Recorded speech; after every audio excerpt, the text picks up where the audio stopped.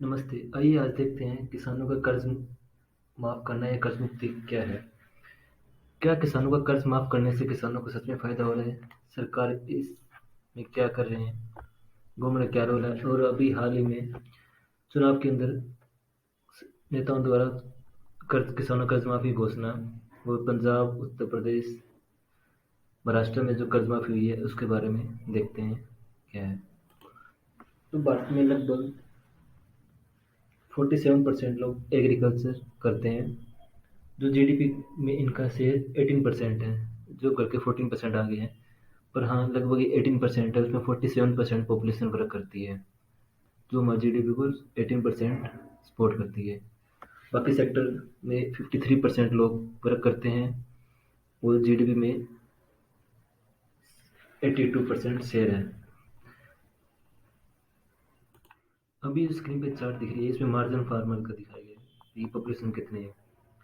तो इंडिया में जिनके पास 0.01 हेक्टेयर से कम जमीन है वो 2.6% फार्मर है, और जिनके पास 0.01 से 0.4% तक जमीन है वो 31.9% फार्मर है। जिनके पास 1 हेक्टेयर से कम जमीन है वो 34.9% है। लगभग आप ओवरऑल मानते हो तो 1% से कम जमीन वाले लगभग 70% किसान है इंडिया के अंदर, जिनके पास 1 हेक्टेयर से कम जमीन है। बाकी 30% किसानों के पास 1 हेक्टेयर से लेकर 10 हेक्टेयर से ज़्यादा तक की जमीन है। तो जिनके पास जमीन कम है वो किसान ज़्यादा है संख्या में। अगर फर्स्ट चार्ट को देखा तो सेकंड चार्ट में इसके बाद किसानों की इनकम का सोर्स। तो जो किसान के पास जमीन 0.01 हेक्टेयर से कम है उनकी इनकम कम है, खर्चे ज़्यादा हैं। अगर आप चार्ट में देखो टोटल इनकम इनकी 4561 है और खर्चे 5108 है। तो ये हर साल लॉस में जा रहे हैं। लगभग 1 हेक्टेयर से जिनके पास कम जमीन है हर किसान को लॉस होता है, वो हर साल नुकसान में जा रहा है। और 1 हेक्टेयर से ऊपर वाले किसानों को थोड़ा प्रॉफिट हो रहा है, उनकी इनकम ज़्यादा है खर्चे के मुकाबले, उनको बेनिफिट हो रहा है।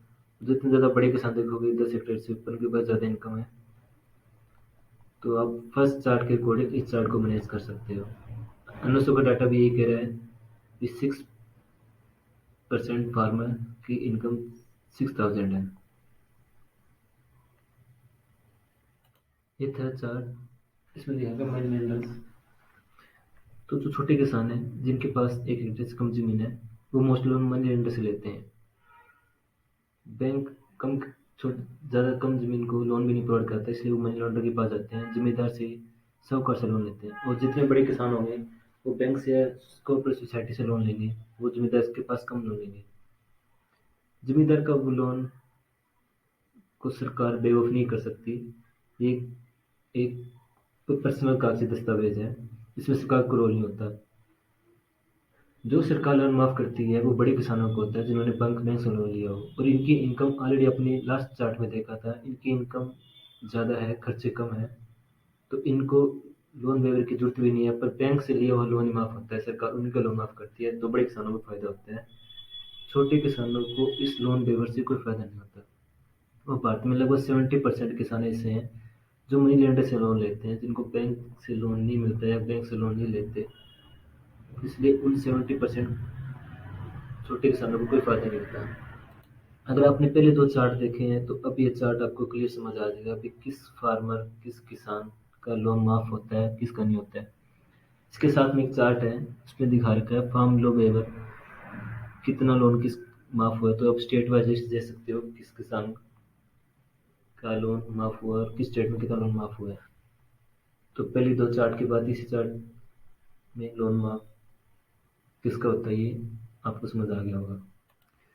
फोर्थ है किस स्टेट वाइज भी बैंक लोन वेवर से किस को ज़्यादा फायदा होता है। तो स्टेट वाइज है इसमें जिन किसानों की वो वापिस 0.01 हेक्टेयर से लेकर 1 हेक्टेयर तक जमीन है, उसमें उत्तर प्रदेश के किसान फार्मर, मध्य प्रदेश के, महाराष्ट्र के, तमिलनाडु के हैं।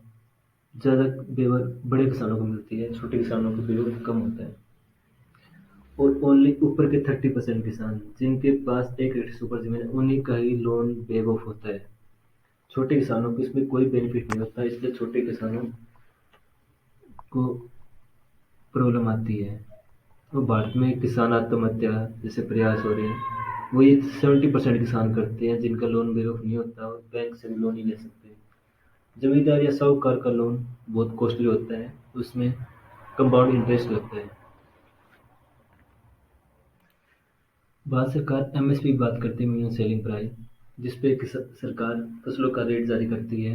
तो भारत में लगभग 23 क्रॉप है जिन पे सरकार एमएसपी देती है, एमएसपी जारी करती है। उसमें से गेहूं और चावल तो भाजपा खरीदती है, बाकी पे सरकार एमएसपी जारी करती है, वो सरकार नहीं खरीदती, वो मार्केट में बिकता है। यह प्राइस एमएसपी क्या रहेगा, इसको मैंने कमीशन सीपी करता है, commission of agriculture cost and price. इसका काम है एमएसपी को जारी करना। यह है फसल बोने से कुछ दिन पहले एमएसपी के बारे में बता देता है, इतनी एमएसपी इस फसल में मिलेगी। तो भारत में 23 फसलों पे एमएसपी मिलती है, जिसमें से गन्ना भी है। गन्ने पे एमएसपी के जैसे ही एक अलग सिस्टम है जिसे एफआरपी कहते हैं। कोई भी किसान अपनी फसल को केवल एपीएमसी में बेच सकता है, बाहर बेचना अलाउड नहीं है। एपीएमसी में फसल बेचने जाने वाले किसान को कुछ खर्चा देना पड़ता है, जैसे कमीशन एजेंट फीस होगी, जिसे आड़ती कहते हैं, उनका कुछ परसेंट होता है, जैसे 2.5% कमीशन। और मंडी फीस, मार्केट फीस भी लगती है उनको, मार्केट फीस भी देनी पड़ती है। इसके अलावा रूरल डेवलपमेंट फीस भी देनी पड़ती है। रूरल डेवलपमेंट फीस पंजाब में 3% है, मार्केट फीस पंजाब 2% है, और कमीशन फीस आड़ती फीस 2.5% है। इसके अलावा किसानों को फसल मंडी तक ले जाने के लिए ट्रांसपोर्ट चार्ज भी लगता है। तो अगर कुल खर्च मिलाए तो किसान का 13% फसल के ऊपर एक्सपेंसिव आता है एपीएमसी बेचने के लिए। उसमें भी अगर उसको एमएसपी पे ना बिके फसल तो और नुकसान है। तो ये सब समस्याएं हैं किसान की। आपने चार चार्ट देखे, उसमें पता लग गया अभी किस किसान का कर्ज माफ होता है, इंडिया में कितने परसेंट किसानों का कर्ज माफ होता है और जीडीपी में क्या रेशो है। धन्यवाद।